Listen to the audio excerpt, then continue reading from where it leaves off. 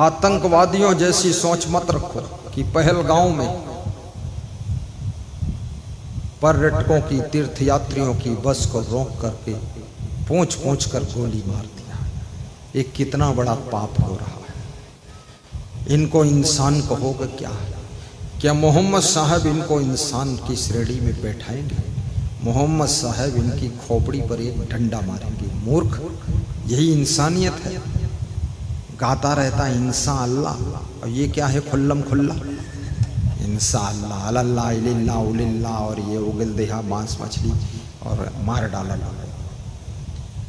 ये भी बहुत बड़ी समस्या कितने उपद्रवी लोगों के माइंड में घुसी हुई है कि केवल मेरे मजहब के लोग धरती पर रहेंगे और कोई नहीं रहेगा। ये तो बहुत गलत बात है। धरती पर चींटियां भी रहती हैं, चेंटे भी रहते हैं, धरती पर चिड़ियां भी रहती हैं, रीछ भालू बंदर भी रहते, कुत्ते बिल्ली भी रहते, चूहे भी रहते, सांप भी रहते। याद रखना, आइंस्टीन नाम के वैज्ञानिक ने कहा है जिस दिन मधुमक्खियां खत्म हो जाएंगी उसी दिन मनुष्य की उम्र 5 वर्ष से ज्यादा नहीं रहेगी, मनुष्य भी खत्म हो जाएगा। और मधुमक्खियां क्या चीज प्रदान करती हैं ये तो मुझे पता नहीं, लेकिन जीवनी शक्ति को मधुमक्खियां हमारे आपके लिए प्रेषित करती है और उससे हम लंबी उम्र जी लेते हैं। आइंस्टीन वैज्ञानिक का रिसर्च है कि मधुमक्खी जिस दिन धरती से खत्म हो जाएगी उस दिन आदमी 5 साल के बाद खत्म हो जाएगा। मधुमक्खियों का ये महत्व है। याद रखना, विश्व की धरती पर हिंदू भी रहे, मुसलमान भी रहे, ईसाई भी रहे, सिख रहे, यहूदी रहे, पारसी रहे, बौद्ध रहे, सब रहे, क्या फर्क पड़ता है। लेकिन दूसरों को मार कर खत्म करने की जो योजना है, याद रखना, ऐसा कुदरत की ओर से कहर ढाया जाएगा कि आपका सारा विनाश अपने आप हो जाएगा। या तो समुद्र उछल कर तुम्हारे देश को डुबा देगा, कुछ न कुछ खतरा तुम पर होगा।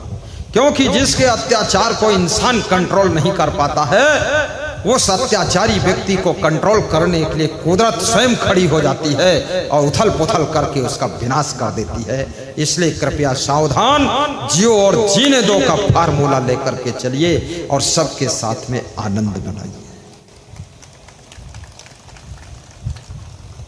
हमारे साथ में श्री हनुमान संथालिया जी आ रहे थे, रास्ते में बताया पहलगांव वाली घटना, क्योंकि मेरा मोबाइल तो किसी दिन भर बंद ही रहता है, छुट्टी नहीं मिलती उसमें कुछ हम बात करें। मिस कॉल 50-50 भरा रहता है, टाइम नहीं। उन्होंने बताया ऐसी घटना हुई है, तो मैं उनसे पूछ के सुन लिया, उसे याद कर लिया, यहाँ बता दिया। आपसे निवेदन है,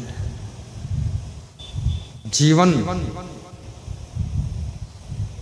सुखद अगर बनाना है, दूसरों के सुख की फिक्र करो। जीवन में शांति पाना है, दूसरों की शांति की चिंता करो। जीवन में प्रसन्न रहना है, दूसरों की प्रसन्नता को बढ़ाने की कोशिश करो। पुत्र अगर चाहता है मैं प्रसन्नता से जीवन जीऊं, तो एक ही काम करे कि माता पिता मेरे कैसे प्रसन्न रहेंगे, इस फार्मूले का प्रयोग करे तो पुत्र की प्रसन्नता अक्षुण्ण रहेगी, कभी मिटेगी नहीं। याद रखना, माता पिता की प्रसन्नता को बनाए रखने के लिए आपको सही मार्ग पर चलना पड़ेगा, और जो व्यक्ति सही मार्ग पर चलता है उसकी जिंदगी में दुख आता ही नहीं है, दुख आता ही नहीं।